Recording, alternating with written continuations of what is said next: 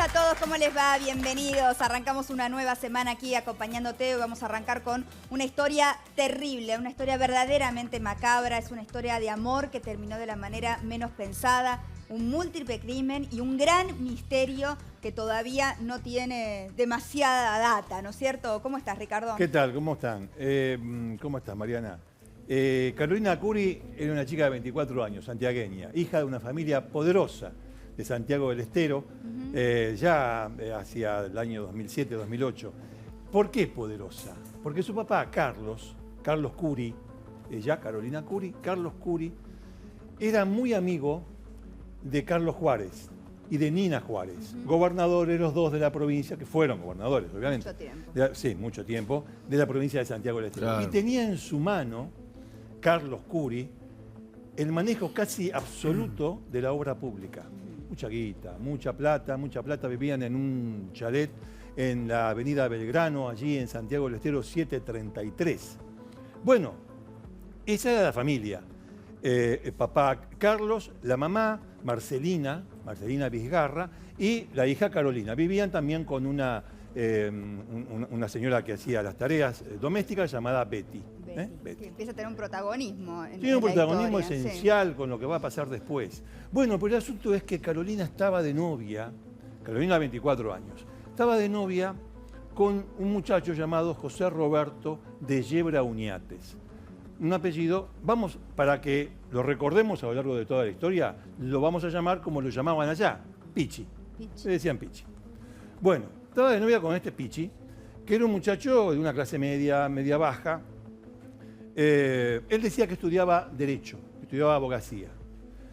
En verdad se pusieron de novios en el 2003 aproximadamente. Se pusieron de novios, iban y venían. Era una relación que iba y venía, porque había mucha diferencia de clase. Él andaba en un Corsita y ella andaba en un Mercedes-Benz. Es así. Pero claro, no solamente eso. Ella tenían una relación, un vínculo, se querían y demás.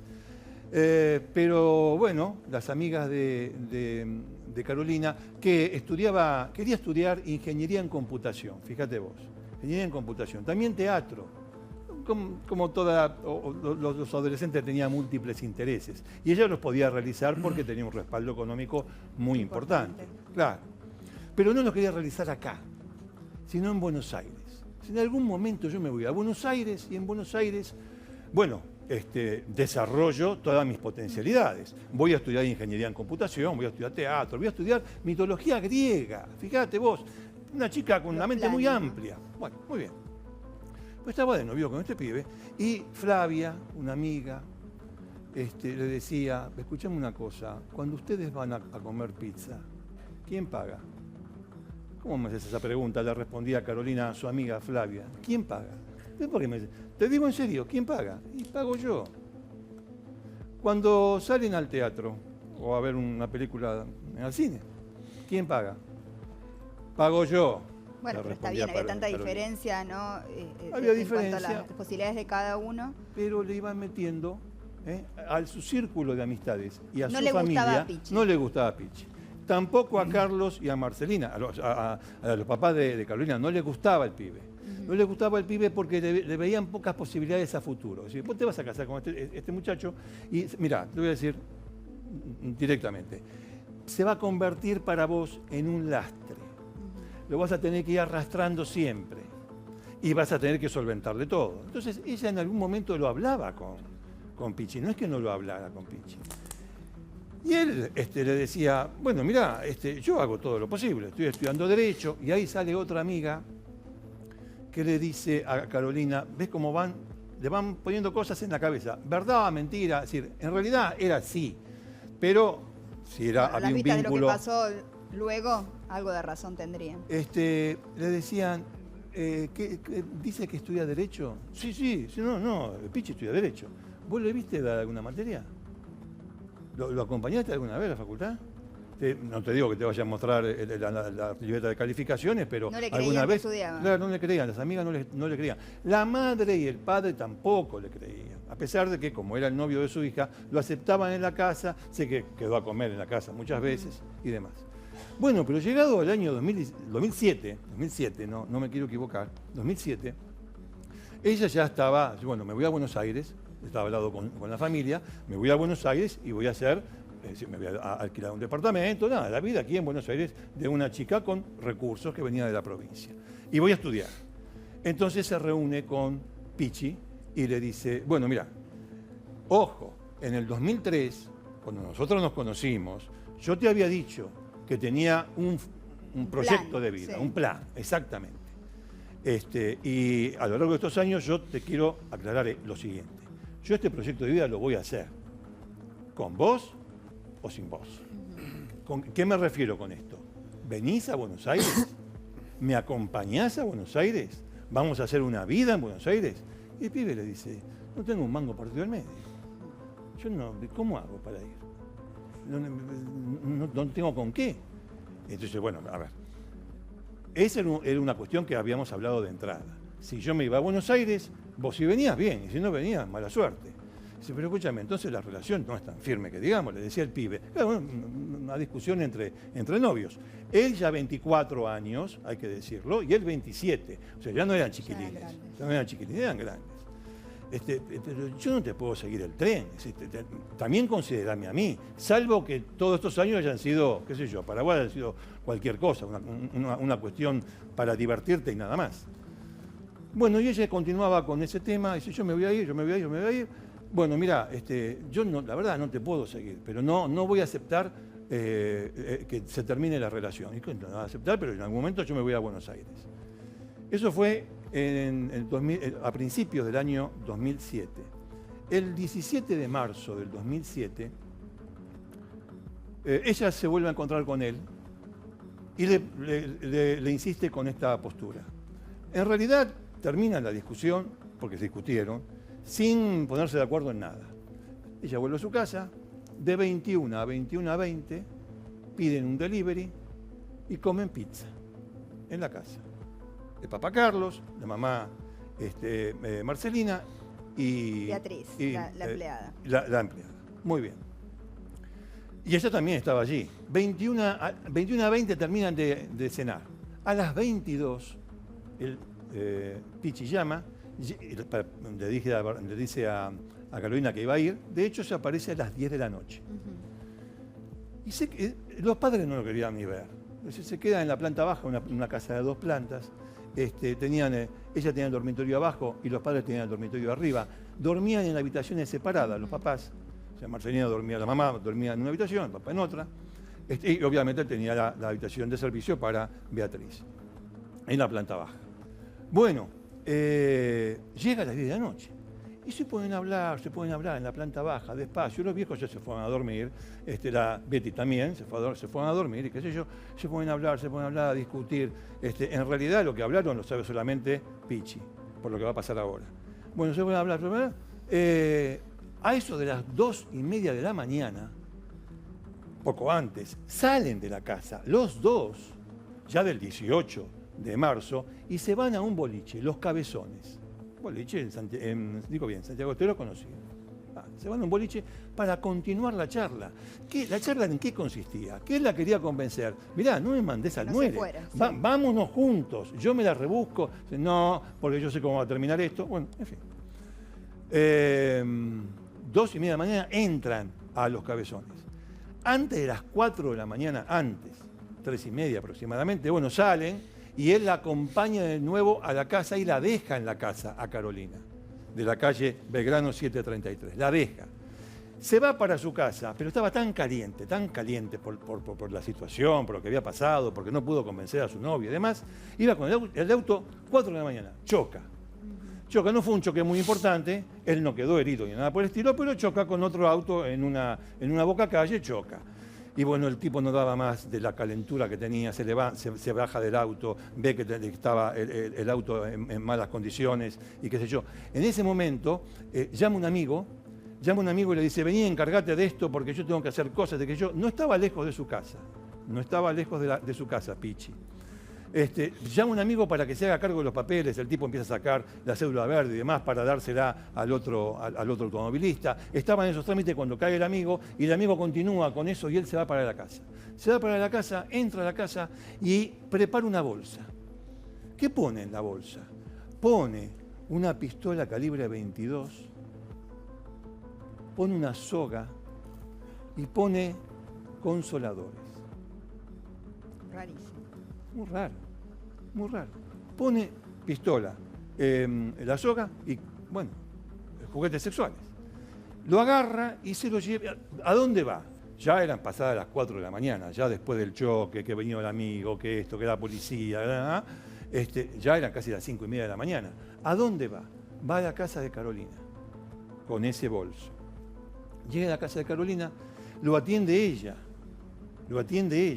Él como golpea, no toca timbre ni nada por el estilo, y ella lo atiende. Lo hace pasar. Cuando uno entra a la casa, o entraba a la casa de los Curi, había una especie de galería. Van caminando por esa galería cuando él, en algún momento, hace que ella se dé vuelta. Le habrá llamado, le habrá dicho algo. En verdad no se puede saber porque solo él lo sabe. Bueno, el asunto es que se da vuelta. Y cuando se da vuelta, con el revólver que había llevado, que saca del bolso, le pega un golpe en la frente. Queda tonta. Es un golpe estudiado en medicina legal. Es un golpe que atonta, te deja aturdido, a veces inconsciente o semi-inconsciente. Bueno, la deja... Sí, además no lo vio venir, no lo vio venir. Sorprendido el acto de violencia. Además. Claro, ella se da vuelta, de golpe se encuentra con ese golpe. Uno piensa, bueno, siguiendo el hilo de la historia, ¿le va a disparar? No, él llevaba una soga. Le amarra la soga, ella cae, por supuesto, por ese golpe, ¿no? Le amarra la soga alrededor del cuello y hace un doble mecanismo para estrangularla. Primero tira de la soga, pero además con su mano le pone la mano sobre el cuello y la ahorca. De una manera, eran 2 procedimientos que llevaban al mismo fin. ¿Y la mata? La mató de esa manera. Una vez que la mató, estaba la chica tirada allí, vuelve a agarrar, deja la soga, va hasta la cocina que estaba allí, era una de las salidas de la galería, deja la soga sobre la cocina, va al bolso, claro, y saca los consoladores. ¿Y qué hace con eso? Los va poniendo alrededor, 4 tenía, lo va poniendo alrededor del cuerpo de su novia. ¿Con qué sentido? Vos dijiste misterio al principio, ¿no? ¿Con qué sentido? Yo te digo lo que pasó. Pone estos aparatos sexuales alrededor del cuerpo de ella. Vuelve a la cocina y toma un cuchillo. Cuchillo grande, importante, no de esos para, que se usan en la mesa. Nada, para cortar carne y demás. Bueno, un cuchillo de hoja gruesa. Sube. A los cuartos. Atención, el crimen de Carolina fue un crimen silencioso. No lo escuchó nadie. Acordate, golpe en la cabeza, se cae, estrangulamiento, bueno, todo eso. Una cosa horrorosa. Él sube. ¿A dónde va primero? Va a la habitación, de lo que después se sabría, era el hombre que más odiaba de los Curi. A Carlos, al padre. Vivían recordemos, dormían en dormitorios separados. Muy bien. Va a la habitación del padre. Las puertas no estaban cerradas con llave. Estaban cerradas nada más. Sí, durmiendo normalmente. Normalmente. El tipo entra, Pichi entra con el cuchillo de la cocina y ataca a Carlos, que estaba durmiendo boca arriba. Un hombre de 70 años. Un hombre que a esa época tenía 70 años. Claro, el pobre Carlos ni se defendió, pero sí gimió, se lamentó, y esos lamentos y gemidos fueron escuchados por Betty, por la empleada doméstica, que pensó que había ladrones en la casa. Lo que hace Betty es levantarse, estaba en ropa interior y descalza. Se pone un desabillé, va hacia el primer piso y ve la puerta del dormitorio de Carlos abierta, va hacia allí. Claro, estaba en penumbras todo. Como todo estaba en penumbras, lo único que ve Betty es a un hombre sobre el cuerpo de Carlos. Lo estaba apuñalando. Lo estaba apuñalando, sí, lo apuñaló 30 veces. Qué bárbaro. Lo apuñaló 30 veces. Estaba en ese... No lo reconoce a Pichi, sino que veo una sombra. Penumbra, ve una sombra y ella ¿qué piensa, Betty? Nos están robando. Ladrones. Inmediatamente sale, Es decir, se contiene, porque ver esa imagen, por más que sea en penumbra, ella se dio cuenta de lo que estaba pasando. Se contiene y va corriendo a la habitación de su patrona, de Marcelina. Entra en la habitación de Marcelina y le cuenta, hay ladrones, hay ladrones. Y Marcelina dice, ¿pero dónde están? Yo los vi en el dormitorio de Carlos. Dice, andá para abajo y llamá a la policía. Andá a la planta baja y llamá a la policía, donde estaba el teléfono de línea. ¿Y qué hace Marcelina? Sale de su habitación y va hacia la habitación de su marido. Cuando llega a la habitación de su marido, está por llegar, vamos a suponer que esta es la puerta de la habitación del marido. Está por llegar cuando sale alguien. ¿Quién sale? Pichi. Se ven y ella sí lo reconoce.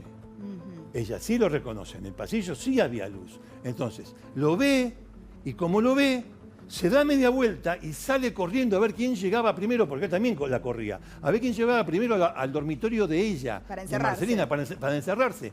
Llega, quiere encerrarse, el tipo pone el pie, no permite que la puerta se cierre, se abre de par en par y también la apuñala.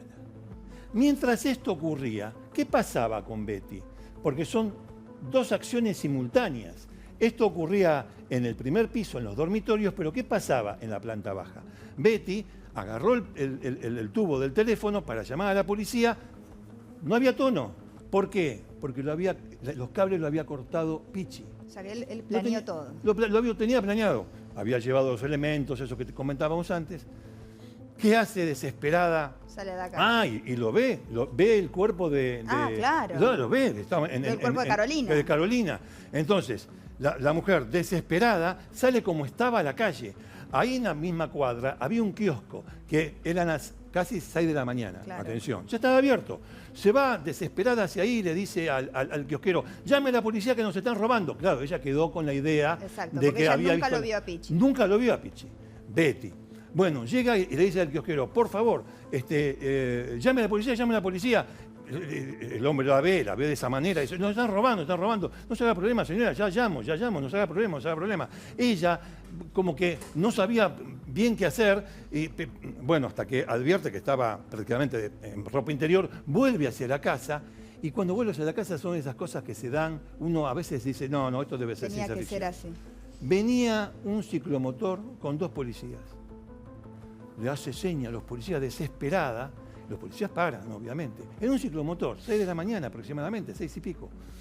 Y ella le dice, hay ladrones en casa. ¿De dónde, señora? Acá, Belgrano 733. Bueno, vamos. Entran los policías, lo primero que ven, todos, es el cadáver de Carolina. Y escuchan ruidos en la planta superior. Mientras esto pasa, después de que Pichi apuñalara a Marcelina, volvió al dormitorio de Carlos y se encerró. Dentro del dormitorio de Carlos se escuchaban ruidos. Entonces, llega Betty, llegan los policías, encuentran a Carolina, suben, mi señora, el patrón, qué sé yo, suben los policías y escuchan los ruidos dentro de la habitación, que la única que estaba cerrada. Obviamente que la ven a Marcelina que estaba... la había apuñalado. Claro, exactamente. Pero no muere Marcelina ahí. Ahí está, Marcelina estaba agonizando, pero no muere.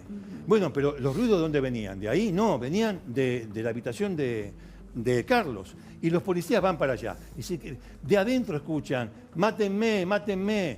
Primero escuchan ruidos.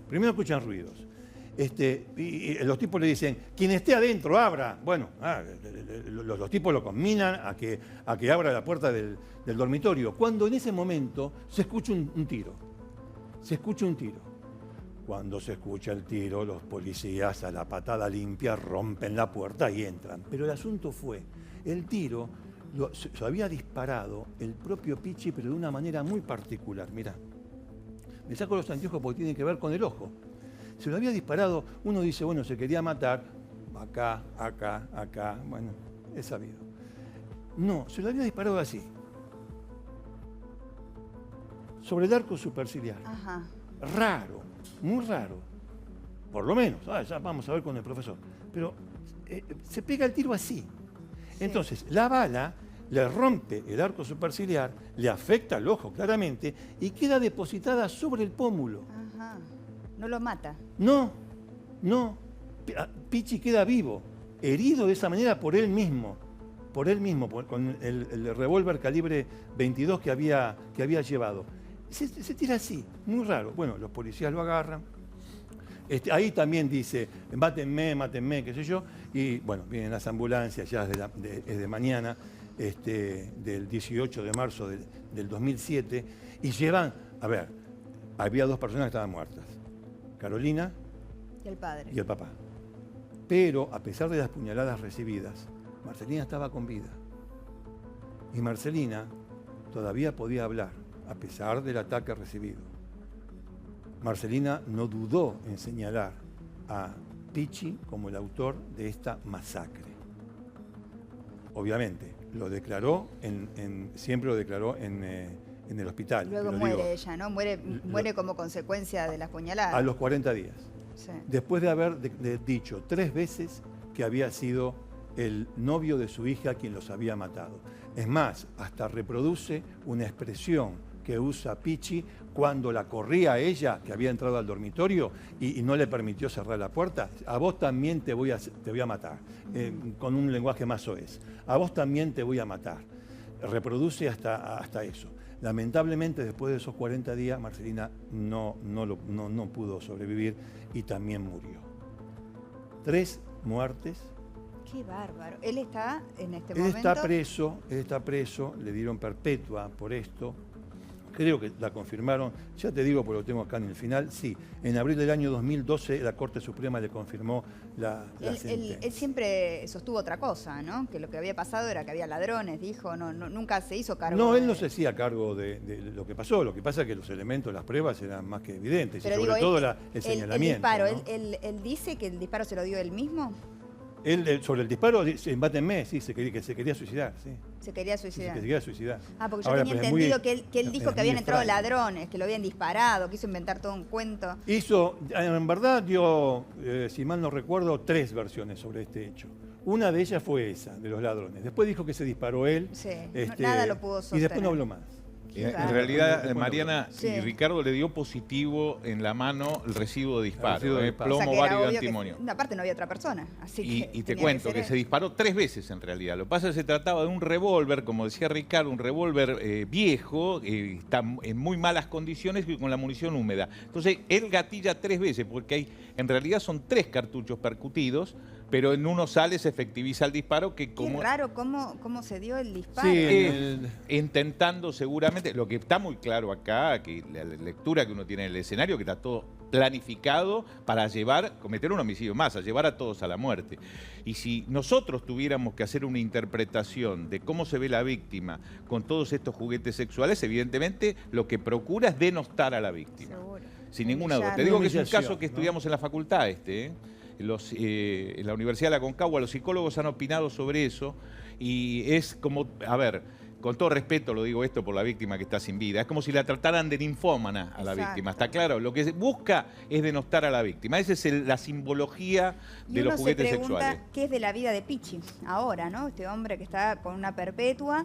Bueno, parece que rehizo su vida. Adelante, Martín. Mariana, esta persona obviamente sigue detenida, está detenida en una cárcel de Santiago del Estero y le vamos a mostrar cómo está ahora esta persona de Yebra Uñates. Así está ahora. Fíjense ustedes que todavía tiene la deformación en el ojo. Él perdió la visión de ese ojo. En algún momento se había dicho de que tenía puesto un ojo de vidrio, pero no. Finalmente Claro, perdió es la el otro visión. ojo, ¿no? El Claro, que se ve poco, digamos. Claro, exactamente. Exacto. Es el ojo que tiene visiblemente deformado. Y él volvió a formar pareja en la cárcel. De hecho, conoció a una mujer que la conoció por carta. Esta mujer fue a visitarlo varias veces, se terminó enamorando e inclusive tuvieron una nena.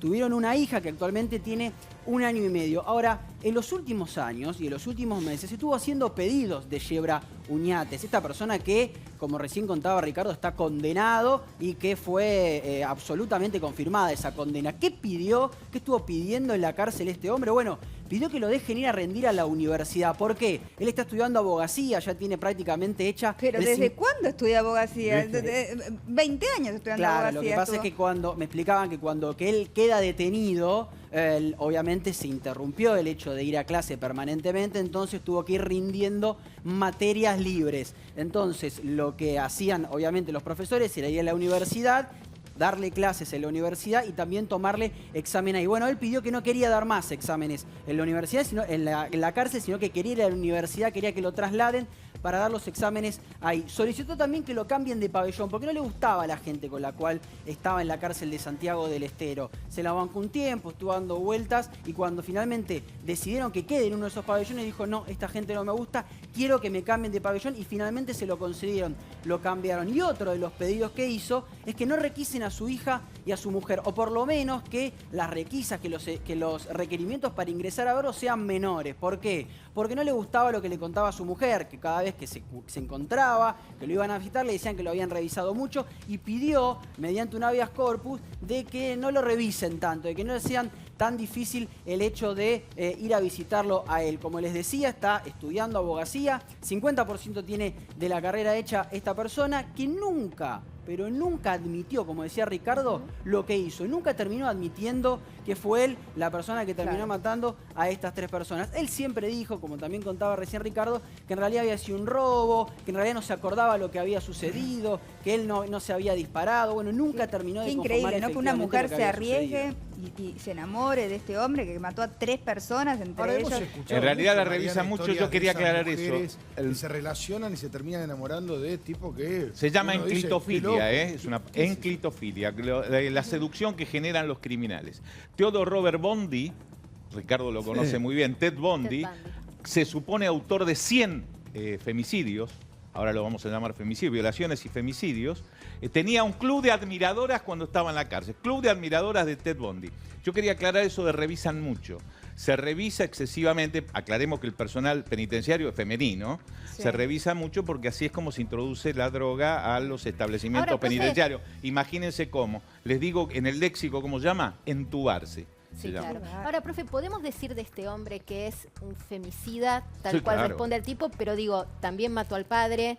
Es un, Sí, es un asesino asesino lisuyano, Eso claro. se llama ¿Cómo, el homicidio ¿cómo se masa. califica? Eso es, por un lado el femicidio y por otro lado femicidio vinculado. Claro. Por el vínculo que establece, Claro. que están distintos artículos del artículo 80. Encuadra dentro del femicidio. Ahora, Es y un es femicidio, habitual que aparentemente no había, por lo que contó Ricardo y por lo que describe la crónica periodística de la época, no había antecedentes de violencia de género o de violencia tenían doméstica. la crisis esa de yo Claro, me voy a la Buenos crisis de Aires. me voy, vos no me acompañás, Exactamente, que tenían se esa supone fue el crisis. disparador, pero Sí. La está bien no, organizada, no había sido no hay nunca ninguna violento señal, con ella. No hay No. ninguna señal En este previa caso que permita... parece no haberla Pero habido. por eso es tan bueno, perdón por el término, es tan interesante este caso para el análisis, porque no anteriormente, Claro. más que las amigas que le decían, che, este no Sí, te no te conviene, conviene Pero porque desató no la te bien, posibilidad de dejate ser de problema. abandonado, ¿no? Claro. Claro. No hubo contra ella, no. ¿Y La qué primera pasó? vez que le puso la mano encima, en Fue para realidad fue matarla. el golpe con la culata del Y revólver. Inesperado. fíjate, Ricardo, que una de las pocas cosas que él aclara, cuando le preguntan, como decía Martín y vos, él no confiesa los hechos, pero él sale a decir, yo no soy ningún vago. De todo Sí, lo sí, que sí, se claro. dijo de él fue lo único Es que eso era como que lo ameritó consideraba la una familia. Pero hay aclaración. algo que llama la atención. Esa noche él ya sabía lo que iba a hacer.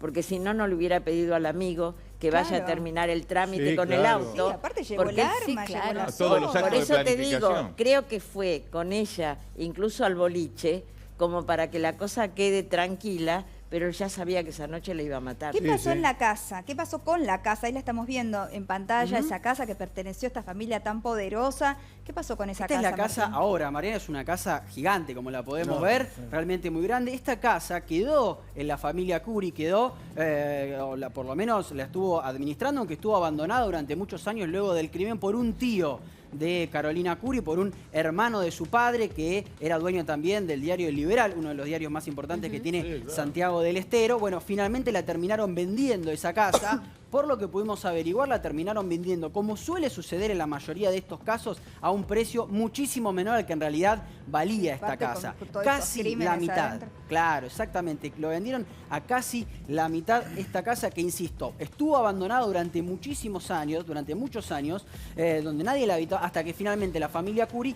decidió venderla. Pero esta que están viendo es la casa donde sucedieron estos 3 crímenes, la casa donde sucedió el horror. Inclusive Me decían, permiso, voy a caminar y me voy a acercar hasta esta parte, porque donde quedan las habitaciones es en esta parte de acá, en la planta de arriba, que era donde sucedió Claro. lo que estaba contando Ricardo, a la, O sea que la a la izquierda, distancia, digamos, de la casa. la distancia entre las habitaciones no era mucha, ¿no? Pero No. yo mientras relatabas, Ricardo, todo, me imaginaba, no sé, un pasillo Sí, larguísimo, no, ¿no? bueno. Y en realidad Lo que estaban pasa es uno que la pegado casa al va para otro, atrás. claro, En el ¿no? relato, viste, sí, se puede dar esa idea. Claro, pero para que estaban quede ahí. bien en claro, estaban cerca, para que quede bien en claro cómo fueron las acciones, pero en verdad no estaban una a 100 metros de la otra, no. Claro. O estaban- sea, no, Ricardo, no. que la única testigo es Betty de todo lo que pasó. Y la Betty única contó- sobreviviente. Lo que yo te estaba contando antes es lo que contó ella. Que pensó que eran ladrones, que su patrona la mandó a llamar por teléfono, que el teléfono no andaba, lo de kiosquero, lo de los policías. Y si la contó mujer, eso. si ella no lo hubiera visto, si ella, la mujer, la mamá, no lo hubiera reconocido, nunca se hubiera podido probar, quizás. Bueno, pero que la era él, ¿no? evidencia- Bueno, pero parece los bastante policías, clara, que lo, ¿no, los Raúl? policías que Claro. lo detuvieron también. Hay un Claro. También, Claro. estaban Y ellos. Hay una- eso es declaración en artículo mortis. Mirá que tiene mucho valor esa declaración. Sí, la ¿eh? que hizo la mujer. Declaración No, artículo pero no mortis. nos olvidemos de esa expresión de Pichi, de mátenme. Sí. Sí. Mátenme a quién, a los ladrones. Claro. No, claro. A los supuestos ladrones, que eso como daba a entender como no, nada, o era sincero o no, que es uno de los misterios. Pero para mí el misterio mayor, Sí. que bien podría explicarse por estas cuestiones de que él se sentía disminuido Claro, económica y esa es la socialmente clave. frente a la familia, el gran misterio es ¿por qué? Hmm. Aunque parezca mentira, el gran misterio es ¿y por qué? Llegar a ese extremo. A ver, yo te puedo tener una discusión con Bueno, la pero novia. en la vida, a cada uno de los que están mirando lo deben haber abandonado alguna vez, Por eso te habrán digo, sufrido por alguna eso. situación. Lo que pasa es que ¿no? lo, Es como lo la poca atípico, tolerancia. lo atípico, y lo charlábamos el sábado que justamente me tocó asistir a un evento relacionado con violencia de género, que siempre expresamos que en los casos de violencia de género hay una espiral de violencia Exacto. que va en Eso me aumento. llamó la atención. Este hecho es totalmente atípico en varios sentidos, ¿verdad? Sí, claro. ¿Y Y no además- se quiso aplicar la emoción violenta? No. No hubo manera. No, es que acá Que emoción el tema violenta de que él con, dijera que no se acordaba de nada. pero con semejante escenario de planificación, de premeditación. actos preordenados, ¿no? Ahora, ¿Quién ¿y llevó qué el revólver? indica? ¿Quién ¿Qué llevó la indica? soga? ¿Quién Claro. agarró el cuchillo? Exacto, Claro. él lo Ahora, una Y premeditó. yendo a pregunta eso, para- ¿qué indica que haya elegido la soga para ella, para la novia, que haya elegido el cuchillo para el padre y la madre, que haya elegido el arma de fuego para él? Para ¿Eso él. quiere Claro, porque decir era algo? mucho más fácil matarlos con el arma de fuego que acuchillar a una persona requiere de una fuerza, ¿no? ¿Sabe que hay No, quien pero dice el- que cuando en ese tipo de maniobras vos como que sentís la muerte del otro? Es lo mismo que en el estrangulamiento. goce perverso. Hay un La necesidad de, Sí, de está- sentir que lo está- estás matando. Está cerca, está muy Qué cerca horror. de. Qué Es una. Con el arma de fuego, bueno, nada, se puede disparar a No, pero distancia. además todo el mundo se despierta. Si él le pega un tiro a ella, Además, está alertando además, a todo el mundo. No, es pero mal de punto. cualquier manera se queman todos los libros de investigación criminal, porque el estrangulamiento es típico para el delito contra la integridad sexual seguido de muerte, no para el femicidio. Para el femicidio lo que es típico es el empleo de armas blancas, porque generalmente se precipitan, por ejemplo, generalmente se improvisan, es un hecho inesperado. Esto está totalmente planificado y con 3 mecanismos de muerte distintos. Igual El me estrangulamiento pregunto si- Claro. combinado, por un lado, manual y condogal, el empleo de arma blanca y el empleo de arma de fuego, ¿no? Sí, Carla. Se me ocurre pensar que tal vez hay antecedentes simplemente que no los conocemos. Me cuesta creer que alguien haga esto de un día para el otro sin dar alguna señal. Pregunto, ¿estos tipos vuelven a matar? Ahora está preso, pero hay muchos antecedentes de asesinos múltiples que por ahí recuperan la libertad. ¿Vuelven a matar en circunstancias similares? ¿Qué dice la historia? Y sería bueno conocer las pericias psicológicas y psiquiátricas que son las las mandadoras. Aquí habría que ver las baterías de test que generalmente pasan por Roger, Bender, MMPI2, No, pero en fundamentalmente otros el casos. Minnesota. ¿Vuelven a matar estos tipos? Y depende, en algunos Yo casos. Te digo, a mí no tiene nada que ver, ¿eh? No tiene nada que ver. Sí. Me van a disculpar la comparación, ¿eh? No es académica, ni siquiera es técnica. Pero a mí me hace acordar a Barreda. Bueno, Yo Barreda, también lo pensé, exactamente, claro. Lo tenés pensé razón. por esto Me hace acordar de que Barreda. me dijeron vago, ¿no? Como esa Claro, cosa de no eso. haber Ahí está. tolerado ser insultado, ser humillado, y entonces, bueno, como si eso fuese una justificación para semejante pero- masacre, ¿no? Obviamente. ¿Sabes cuál es el problema de Barreda? Que en realidad la historia de Barreda la conocemos por Barreda. Ese- No ese sabemos es el cuánto tema. hay de cierto en lo que Ese es relata. el tema. Ahí Claro. está, muy bien Qué dicho. bueno, qué Ese es bueno el eso. tema. Claro, porque la historia la conocemos por Barreda. Muy bien. ¿Es verdad que le dijeron lo que le dijeron? Claro. Claro, Por ahí se él- lo imaginó. ¿Qué sé yo? Por ahí se lo imaginó todo. ¿O se lo pude No, imaginar? no, él tenía una pareja, mucho cuidado, que él tenía una pareja más o menos estable, y él lo que le dice a la policía, al subcomisario que llega en un primer momento, las mataron en una ocasión de robo. Claro, Él de vuelta nunca al robo. Lo- Sí. Sí. Sí. Igual también es como decía Mariana, conocemos un montón de casos o situaciones donde uno se siente humillado o disminuido por la posición económica o social, Claro, o ¿qué es lo que humillado, se le dispara disminuido a por... esta gente claro. que ante la humillación Tal vez su proyecto de Hacen vida una era escala solamente con vertiginosa. Carolina, y cuando Carolina le dice, no, Sí, hermano. bueno, no, pero la No, poca no, yo no tolerancia lo a la quiero justificar. frustración, ¿no? Es- No lo Digo. quiero justificar, Fabiana, por No, favor. no, Mariana, Mariana. Mariana, ¿qué te dije, Te Fabiana? pido, por favor. Es que estos casos Le nos llevan trafican de la un lado al ciudad, otro. Pero qué terrible, ¿no? Sí. Pensar que una persona que no ha dado indicios, porque hasta ahora Eso. venimos hablando de casos en donde, bueno, hay avisos, ¿no? Primero Tiene la que haber, violencia, Mariana. luego... Ante la ausencia de cualquier señal, Pero reacciona tiene que esta haber manera y termina habido. matando a toda la familia. Yo creo que, no sé, hay que buscar en el colegio, en la familia. Tiene que haber alguna señal que no conocemos, que nadie vio. Pero es Yo- imposible que alguien haga esto un día para otro sin dar. Sin Es que Dar ¿sabes qué caso. pasa, De la- Tato? de la nada, Los se me homicidas ocurre, no sé. múltiples se disparan generalmente entre los 25 y los 35 años de edad. ¿Sí? ¿Qué hay un manual? ¿Qué pasa ese día en el almanaque que Claro. genera esto? Muchas veces no hay explicación. tiene que ver con la Tiene que edad? ver con la historia del individuo. ¿Y por Siempre. por qué este lapso de tiempo es más proclive a que se dispare el asesino múltiple? ¿Por qué a esa edad? Porque es no lo que más grande o más chico? ¿Sabes qué ocurre? Lo que indican las estadísticas. Entonces nosotros cuando tratamos sobre perfilación criminal y tenemos un hecho de esta naturaleza, ¿qué es lo que decimos? Señor fiscal, tiene que buscar un individuo entre 25 y 35 años de edad porque es la franja etaria Claro. en que generalmente se cometen este tipo de crímenes, generalmente masculinos. Claro. No van a encontrar un homicida múltiple femenino. ¿Y cuál es el perfil psiquiátrico? Quizás es una pregunta más para Daniel Silva, pero es un Ya que psicópata. hemos introducido el caso de Barreda, ahí es muy Sí. interesante. Los peritos en el caso de Barreda, estuvo Miguel Maldonado, hubo muchos peritos muy importantes que opinaron fue, desde que se trataba de un psicópata perverso con rasgo narcisista, proclive a la criminalidad, hasta que era inimputable. Toda la variedad. Finalmente el tribunal, que curiosamente estaba integrado por 2 hombres y una mujer, y la mujer fue la que votó por la Inimputabilidad. inimputabilidad. Sí, fue la mujer, El sí. tribunal entendió como con más fuerza probatoria que en realidad se trataba de un psicópata perverso. Pero el caso Barreda, nosotros lo hemos tratado con Daniel Silva en uno de nuestros libros, todavía es materia de estudio por parte de los criminólogos forenses. Como este, por eso lo trajimos a Bueno, cuento. por eso ¿viste? se Porque estudia en la sale de Universidad de norma. Aconcagua. Este sale de la norma, por eso lo trajimos a cuento.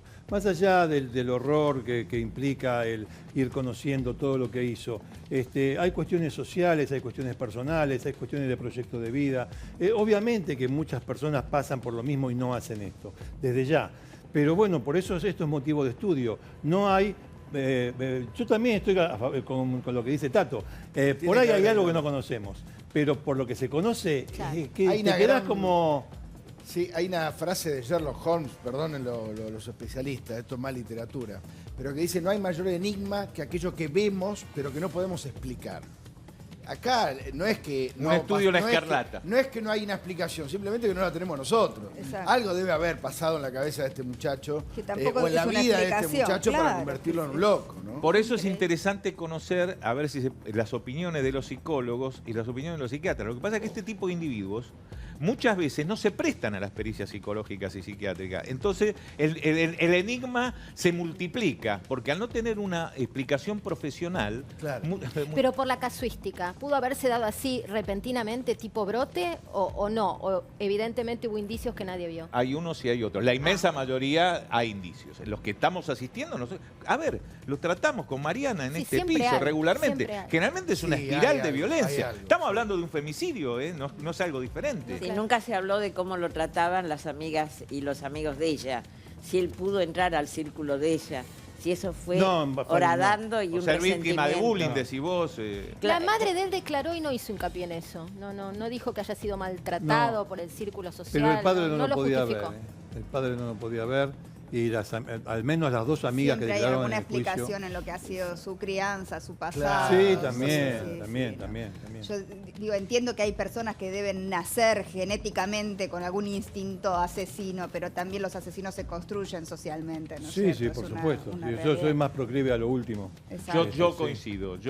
A nosotros muchas veces nos preguntan en la facultad, nos preguntan cuando estamos en una charla, ¿qué pensamos? Si el criminal se hace o se nace. Yo creo que se hace. Se hace. Se hace. Sin duda. Pero también es verdad que hay gente buena y gente mala, ¿no es cierto? Y que nacen así, que hay gente Pero que nace con más pasa- tendencia a ser el mal. generalmente eso se enseña en la casa. Sí, es verdad. Digo, a vos te enseñan en tu Y casa. tanto cuando sos hablamos, chico. ¿no? De la violencia, que la violencia se aprende. Y ahora te agradezco mucho, No, Ricardo, por favor. toda esta crónica. La verdad que es tremendo este caso. Y vamos a ir a otro caso muy, muy, muy difícil. La tenemos con nosotros a la protagonista de este caso, que es Andrea Vázquez. Andrea hace 10 años que lucha contra la violencia de género y el abuso sexual. Lo sufrió ella y lo sufrieron sus 3 hijos. Hay uno de ellos que lo sigue sufriendo, inclusive. En el 2009 se separó del padre de sus hijos, que es el acusado. Este hombre estuvo preso, detenido ahora, hace unos días, 48 horas nada más.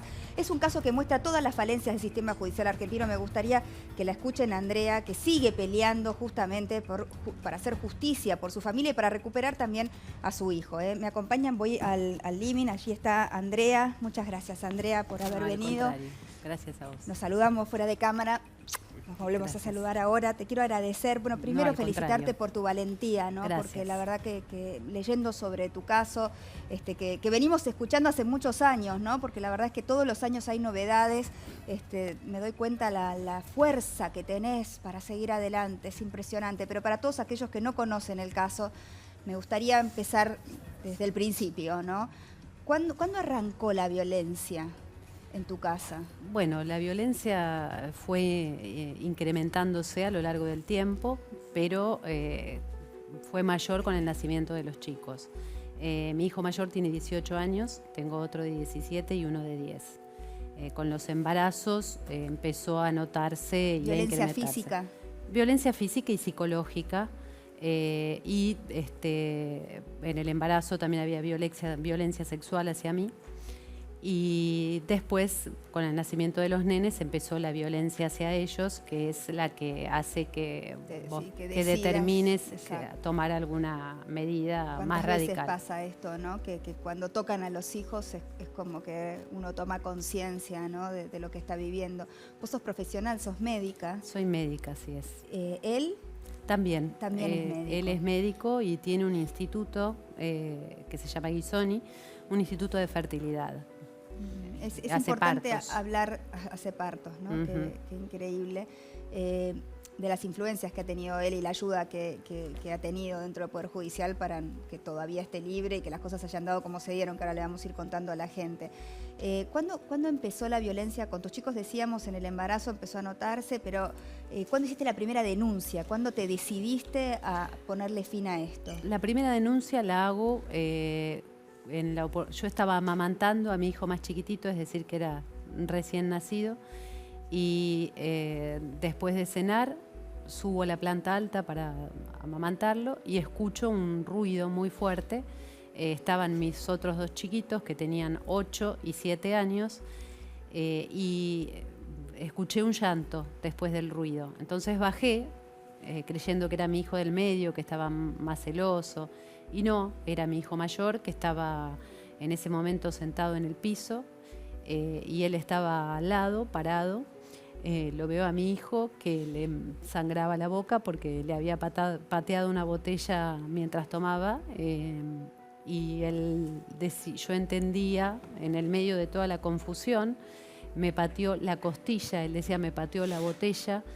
Yo recuerdo haber agarrado a mi hijo de la mano, estaba medio como sin prácticamente vestirme porque estaba amamantando. Subí a la planta alta y me encerré con los 3 chicos en la habitación y al otro día fui a hacer una denuncia.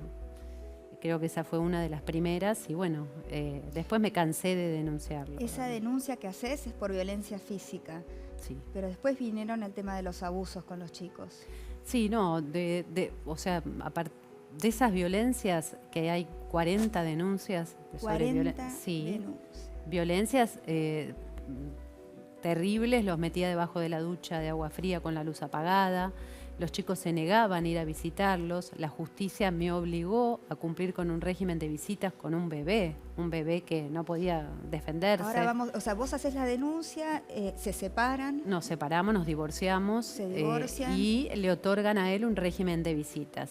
En un primer A momento, pesar de todas las denuncias estas que ya estabas haciendo, digamos, sí, ¿no? sí, o sea, que sí, hay un sí. régimen de visita que vos entregabas a tus hijos a una persona que sabías le estaba haciendo mal. Sí, sin duda, si los nenes venían y me decían no queremos ir más, nos hizo esto, esto y esto, y entre esas cosas una vez lo empujó por una escalera a mi hijo mayor, mi hijo más chiquito se cayó en una pileta y casi se ahoga, y mi hijo del medio lo vio ahogándose, le hizo un ataque de pánico, de todo, o sea, los chicos contaban atrocidades, venía con toda o sea, sin cambiarlo, sin bañarlo, con la cola toda lastimada.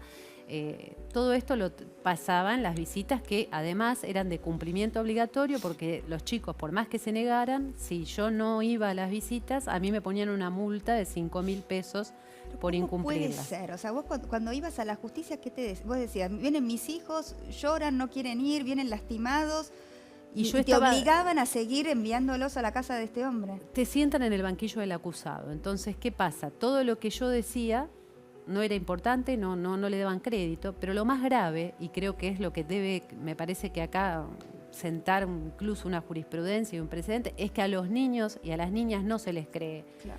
Porque las niñas y los niños dicen la verdad, dijeron no queremos ir, tenemos miedo, incluso hay grabaciones que son de público conocimiento en donde los chicos dicen por qué no quieren visitarlo, por qué tienen miedo de verlo, dicen que los va a dejar con una mucama todo el día, que es malo, que no los quiere, que no los protegen, no le quieren decir papá, ellos lo nombraban Pablo en ese entonces. Hay una audiencia que mis hijos grabaron con sus dispositivos, muy valientes, y incluso los amenazan los jueces, que en ese tiempo era un tribunal, el Tribunal 3 de Familia de Lomas de Zamora, que eran María Silvia Villaverde, Enrique Quiroga y Roxana del Río. Dos mujeres. Dos mujeres, Qué sí. increíble, ¿no? Y fueron las más siniestras, porque una de ellas le dijo a mi hijo mayor, que hace un silencio y se escucha en la grabación, ¿qué pasaría si tu mamá se muere en un accidente? ¿Irías con tu papá? Ay, Dios mío. Y mi hijo vuelve a preguntar, ¿cómo? ¿Qué pasaría si tu mamá se muere en un accidente? ¿Irías con tu papá? No, contesta mi hijo. Entre otras cosas, ¿no? Los chicos fueron al baño, se intercambiaron el aparato para grabar, y la jueza lo siguió y les dice que el baño no era para hablar. O sea, es una pesadilla. Y ahí llegamos al año 2012, que viene lo peor de todo, ¿no es cierto? Cuando ya todo venía siendo una pesadilla, se pudo transformar aún en algo peor, que es que directamente te secuestran a tus hijos. Así es. En el año 2012, poco después de esa audiencia en la que ellos manifiestan esto, yo estaba trabajando en mi consultorio y entra un operativo a mi casa con policía armada y uniformada. Los chicos estaban con una niñera y con una empleada, y tocan el timbre. Mi casa tenía 2 puertas, 2 salidas, por 2 calles. Entonces tocan el timbre por la puerta de adelante y por la puerta de atrás entran. La niñera dice que no va a abrir la puerta, le muestran la orden, voy a llamar a la señora. Cuando intenta llamarme le dicen no es necesario, mira para atrás, había un vidrio grande y ve que se estaban llevando al bebé, que estaba jugando en el piso con sus Ay, juguetes. Dios mío. ¿Cuántos años tenían 3 entonces? años. 3 años tenía el más chiquitito. Se llevaron a mi hijo del medio, que estaba arriba jugando con auriculares, o sea que le agarró un ataque de pánico. Él hace una grabación que manda por parte de sus compañeros del colegio, en donde dice que tenía taquicardia, que pedía por su mamá auxilio, vio a la misma empleada, policía la que se la lleva, es policía, increíble. asistentes sociales, 2 psicólogas, él que ordenaba todo lo que pasaba, se llevaron cosas, agarraron los acolchados como un botín de guerra. ¿Y tu otro hijo, el mayor? Y mi otro hijo no, el del medio estaba en el colegio. Ah, el del medio estaba en el Y colegio. se lo fueron a llevar del colegio. Del colegio hicieron lo mismo. Con un patrullero como a un delincuente. ¿Y cómo consigue él esto? ¿Cómo consigue este hombre violento, que con todas estas denuncias en su contra, que la justicia tome la decisión de llevarse a los hijos de su madre? Yo creo que tengo varias respuestas para dar. Una es que es un tipo muy poderoso, es un empresario de la medicina. Otra es que la justicia es patriarcal y que sienta en el banquillo del acusado a la mujer, la pone en duda y le cree al progenitor, independientemente, porque cuando a vos te roban un auto, por ejemplo, y vas a denunciar que te robaron un auto, no te hacen una pericia para saber si estás diciendo la verdad. Ahora, cuando vos vas a denunciar esto, nos periciaron a todos nosotros, a él no. A él no lo periciaron. Al día de hoy se negó a someterse a las pericias. Nunca lo periciaron, con 40 denuncias. Bueno, ahí se llevan a tus hijos. Se llevan a tus hijos a vivir con este hombre, me imagino vos, ¿no? Digo, saber Tremendo. que tus hijos estaban en peligro, ¿qué empieza ahí para vos? Otra lucha. Una desolación absoluta. Esto fue en el 2012. 2012, dormirme abrazada a las almohadas, o sea, no lavar las sábanas, no después pasar de eso a cerrar los cuartos y no poder entrar por muchísimo tiempo, circular desde la cocina hacia mi habitación. ¿Podías verlos? ¿Te dejaban verlos? No, con esa medida cautelar, porque una medida cautelar... O sea, los estaban protegiendo de vos. Supuestamente a mí se me acusa de un síndrome, que es el síndrome de alienación parental. Es una estrategia defensiva de violentos y pedófilos que la Organización Mundial de la Salud dice que no existe. Las 2 cámaras de legisladores lo consideraron inadmisible en sentencias judiciales y de familia, o sea que una de las causas Lo no que existe. consiste, para traducirlo un poco a la gente, es este síndrome de alienación paternal. Parental, perdón. Sí. Es que como que vos le llenás la cabeza a los chicos, digamos. ¿Cómo traduciríamos esto? ¿De qué se te acusa? Se te acusó? o sea, supuestamente es que alguno de los padres, generalmente se usa para la madre, por eso lo que vos dijiste paternal, Exacto. pero en realidad es maternal, le llenan la cabeza a los chicos. Y los chicos repiten cosas que no suceden. Pueden inventar un abuso, pueden inventar violencia, que por supuesto un perito avesado se da cuenta enseguida que eso no es así. Los dibujos no se pueden mentir, el inconsciente y la manifestación de los dibujos son los sueños, también son Las manifestaciones. secuelas que tenían, físicas, Bueno, además, ¿no es cierto? además ahora en la causa penal aparecen lesiones físicas. Hay 2 pericias que acreditan que mi hijo fue abusado sexualmente con acceso carnal. ¿Cuántos años llevó esa situación desde que se lo llevaron de tu casa? La verdad que es que yo lo que tengo es un relato cuando recupero a los chicos por valentía de mi hijo del medio que se escapa y logra venir a mi casa, le ponen una abogada y a partir de ahí pide venir a vivir conmigo. Yo no sabía todo eso porque no tenía contacto, se había escapado un montón de veces, había roto el portón de la casa, había pedido a los vecinos y lo volvían a llevar ahí. Y estaba medicado, lo medicó con un antipsicótico para que no se entere de lo que hacía con los otros 2 hermanos a la noche, porque fueron distintos abusos los que padecieron los 3 chicos. Pero sobre todo los abusos sexuales empiezan cuando él se lo lleva a vivir con ellos. Sí, claro, radicalmente. Él se lo lleva en el 2012. ¿Cuántos años estuviste hasta que tu hijo se escapa? 4 años y medio, 4 sin años verlos. y medio peleando por verlos. Los veía en contactos humanitarios y mi hijo más chiquitito se agarraba de los marcos de las puertas, se subía, me acuerdo que las visitas las ordenaban en un McDonald's con asistente social para que me controlen a mí. Es increíble. Y mi hijo se subía al lugar más alto y más inaccesible del pelotero cuando lo veía venir. Salía corriendo y se encerraba y yo no entendía nada, me decía, no quiero volver. ¿Cómo sobreviviste a todo eso? Bueno, recuperaste a tus hijos, a 2 de ellos. A 2 de ellos. El mayor sigue viviendo con él. Lamentablemente el mayor queda atrapado en una situación. Hay que entender lo que significa ser víctima de violencia para poder comprender cómo se está se está sacrificando por nosotros porque hay amenazas de muerte. Mi hijo más chiquito contó en la cámara Gesell que le mostraba fotos de una persona igual a mí con un tiro en la cabeza y le decía que a mí me iban a matar de un tiro en la cabeza. Mi hijo cuando vuelve no cuenta todo, empieza a contar de a poco, que hacía caca con sangre, cosas aberrantes. Y me dice que, mamá, no quiero que te mueras, me decía, no quiero que te mueras. Yo decía, pero yo no estoy enferma, ¿por qué me voy a morir? Hasta que un día de tanto preguntarme, miré, no me voy a morir porque no tengo nada, quédate tranquilo. ¿Y qué pasó? ¿Alguien te dijo que yo me iba a morir? Sí, me dijo que te iba a matar de un tiro en la cabeza. Eso es lo que está sufriendo tu hijo mayor. Nos tenemos que ir a la pausa, Andrea, pero esto continúa porque la semana... ¿Cuánto hace que estuvo preso 48 horas? La semana pasada. La semana pasada. Estuvo preso 48 horas, fue liberado. Hay mucho que contar todavía de este caso. Tengo la pausa, por eso tengo que interrumpir. Te pido disculpas, No, pero bueno, estamos todos muy conmovidos con lo que estás contando. Tu fuerza es impresionante. Gracias. Y estoy segura que hay mucha gente del otro lado que la va a inspirar esta fuerza también, porque hay mucha gente que está atravesando por situaciones similares. Pausa y enseguida continuamos con Andrea.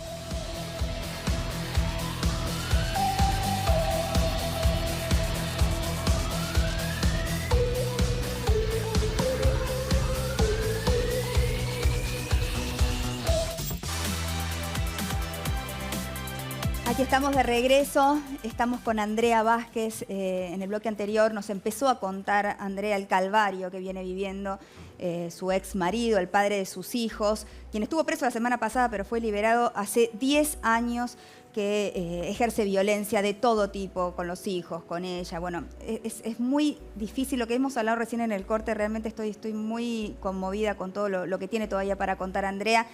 Voy a hacer algunos avisos y enseguida te sigo escuchando, Andrea, porque no quisiera interrumpirte de nuevo. ¿Querés ir a Brasil a ver la final de la Copa? No compres reales, compra helados. Llegó Grido Manía con una promo genial para socios de Club Grido. Con cada compra tenés beneficios instantáneos en tu ticket. Productos, promos, descuentos y hasta un viaje a Brasil. Así de fácil. Un helado, una sorpresa, solo con Club Grido. Muchas gracias, Grido. Vuelven nuestras mascotas favoritas a mostrarnos todo lo que hacen cuando no estamos. La vida secreta de tus mascotas, 4 de julio, solo en cine. Mira. ¡Max, nos vamos a ir de viaje! ¿Qué? ¡Wow, wow! ¿Qué? ¡Ay, sí! ¡Soy un perro! Y muevo mi cola como un tarado. La vida secreta de tus mascotas 2. Muchas gracias. Bueno, la verdad que el tono que estamos manejando es de angustia, porque todo lo que está contando Andrea es muy difícil. Es una madre que viene luchando hace muchos años porque se haga justicia y quiere recuperar todavía a su hijo mayor que sigue viviendo con este hombre. La verdad que los detalles son tremendos. Enseguida seguimos conversando. Andrea, me queda un aviso y enseguida nos vamos a ir a la pausa y enseguida seguimos conversando con Andrea. ¿Saben lo que no te puede faltar en una juntada con amigos? Maní King. Hay packs de hasta 600 gramos y este viene con cierre hermético para que nunca te falte. Mira. Bueno, ya tenemos las bebidas. ¿Queso? ¿Qué falta? ¡Maní King!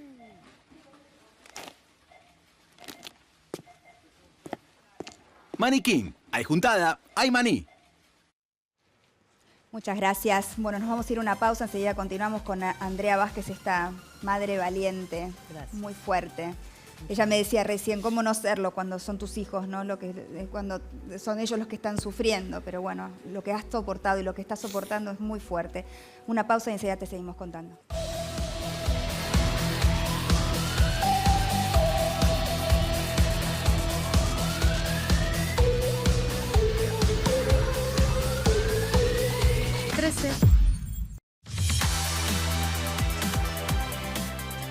Aquí estamos de vuelta. ¿Te pusiste a pensar alguna vez que tenés asegurado el auto, la casa, hasta el celular? Aseguramos y está genial, pero aseguraste lo más importante de todo lo que tenés, aseguraste lo que más te importa, que es tu vida. Sancor Seguros tiene seguros de vida con capitalización, vida ahorro y vida inversión para que disfrutes hoy la tranquilidad de estar construyendo tu futuro. Sancor Seguros, aseguramos lo más importante de tu vida, tu vida.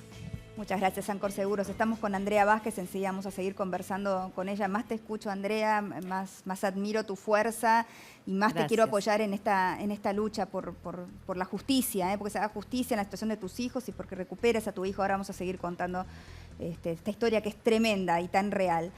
¿Quién te recibe cuando llegas a tu casa? ¿Quién te acompaña donde vayas? ¿Quién te da siempre alegría? Tu perro. Alimentalo con Tiernitos, que le brinda multivitaminas, minerales y los nutrientes esenciales para un crecimiento sano y feliz. Busca Tiernitos, un mordisco de sabor 100% natural. Para el más tierno de la familia, elegí el que más le gusta. Carne y vegetales, pollo, arroz y cereales o el de carne con leche y calcio para cachorros. Tu perro merece lo mejor. Tiernitos, un producto de Pet Food Saladillo. Acá está, muchísimas gracias, Tiernitos, muy bien. Y te digo ahora que vivas una indescriptible sensación de dulzura con Jacqueline de Felford, un dulce bombón de puro chocolate Felford relleno con el más exquisito dulce de leche, porque el bombón ideal existe y se llama Jacqueline. Y acordate, si es chocolate, es Felford. Muchas gracias, Felford. Andrea, bueno, que es difícil hacer los avisos en el medio, te pido disculpas por la interrupción. Estábamos en el momento en que vos recuperás a los chicos luego de este secuestro, entre comillas, de la misma justicia, ¿no? Se los había llevado en el 2012, 4 años después, los recuperás y ¿qué es lo que te encontrás? Ellos vienen en un régimen de visitas que no se quieren ir. No se querían ir, el más chiquito se agarraba de los marcos de las puertas. Tuve la suerte de un asistente social, que fue la primera vez en su vida que trabajaba y la última, que no forzó a los chicos a irse en contra de su voluntad y se quedaron. A partir de ahí... Porque otro asistente social los hacía volver con el padre. Y ya había pasado un montón de oportunidades que nadie los escuchó. A partir de ahí empecé a luchar porque se queden, presentaciones en la justicia, ahí logramos que de alguna manera sortear mediante recursos, porque el juez, que en ese momento, y sigue siendo el juez de familia Damián Lulio, ordenaba que los restituya.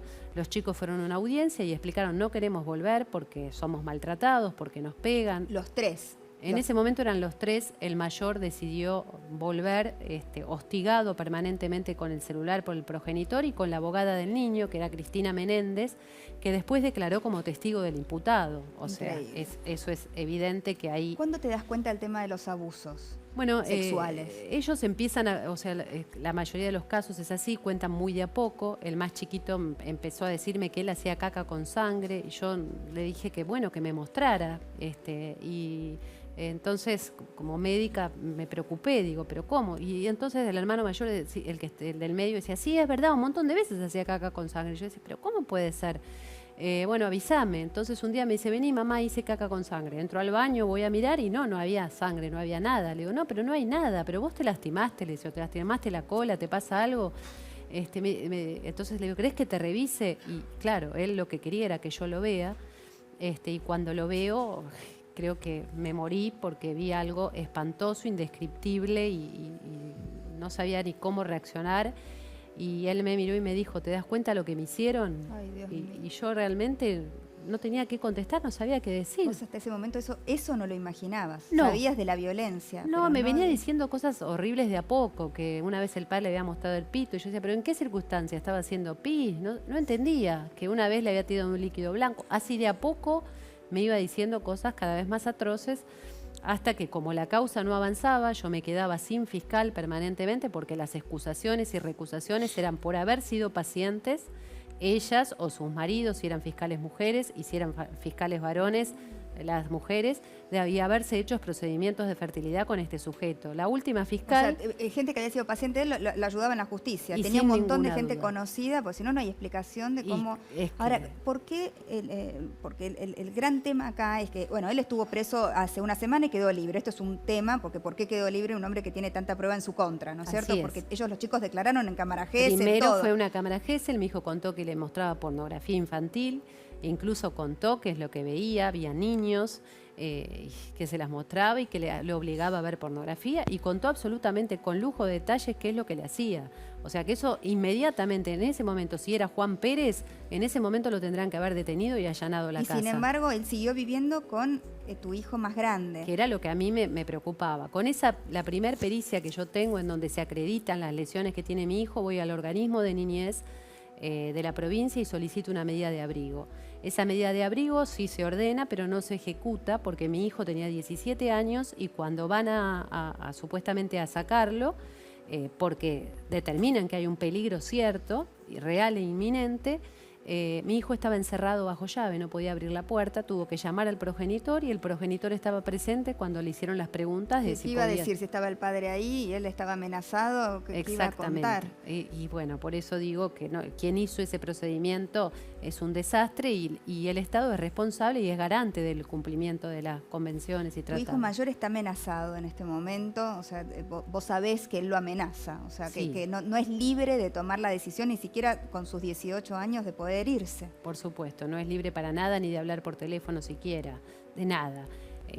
O sea, no puede ni siquiera comunicarse con sus hermanos, es muy grave y está en riesgo porque la semana pasada, después de muchísimo tiempo, logramos que nos pongan una fiscal que tiene perspectiva de género, que lo procesó Lo procesó con los cargos de abuso sexual agravado por el vínculo, prolongado en el tiempo, con los agravantes de ser el progenitor de los chicos, de 2 de los hijos, porque el tercero todavía no pudimos hacer pericias, a pesar de que el Instituto Nacional de la Mujer, el INAM, pidió que participó y nos ayudó muchísimo en la causa. Trabajan tan bien, hay que destacar el Fabiana trabajo de Túñez ellos, muy bien, se presentó en la causa y pidió que se le hagan pericias físicas a mi hijo mayor, y ahí se terminaba toda la historia de que si era un relato contaminado, de si no lo era. Bueno, se terminó por supuesto con las pericias del más chiquito, pero y del mayor, que no le pudieron preguntar, se terminaba todo. Sin embargo, bueno, lo que hacían era dejarme sin fiscal. Bueno, ahora que tengo una fiscal, la fiscal lo procesa